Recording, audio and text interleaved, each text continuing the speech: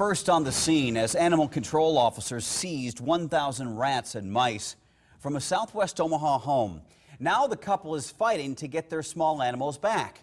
Good evening, I'm Craig DeGrelli. And I'm Jennifer Griswold. We're learning new details about how the Nebraska Humane Society seized those rodents. Senior reporter Jake Wazakowski explains why they had so many animals and the support the couple's receiving from the community.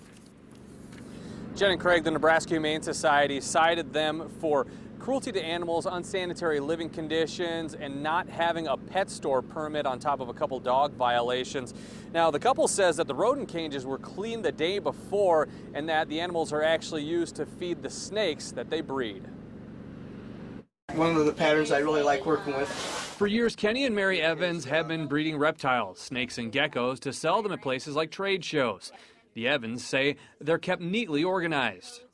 They're actually an endangered species in the wild. And with almost 300 specialty snakes, This is the exact same kind of snake again in albino form. they need a lot of mice and rats for feeding. A search warrant reveals that last week NHS seized 969 rats and mice and a rabbit that were living in a detached garage. Investigators say ammonia levels were too high and they were living in unsanitary conditions. The Evans say the garage has a ventilation system and they never got to see the actual ammonia level reading. They took the animals because they said something about unhealthy conditions, yet they said the animals were healthy, and yet they left all my snakes because they're healthy. Well, if an animal's eating unhealthy food, the animal's unhealthy itself. A bird was also seized, but all 300 snakes were left with the Evans. The search warrant says NHS has received complaints dating back to 2001. They previously owned a pet store in La Vista. Kenny once paid a $25 fine for a dangerous animal, but doesn't have any other violations. We've had problems with the Humane Society for years.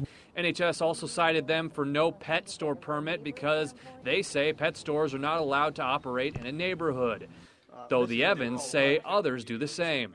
And the products that we do sell, she has an eBay store. We sell them on eBay, and we sell them at these trade shows. And we travel all over the Midwest doing trade shows. The couple is fighting to get the animals back and say they've been overwhelmed by the support.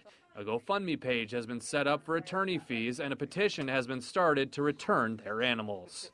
People I don't even know, are supporting me. This has given me the ability to fight this, the ability to go on.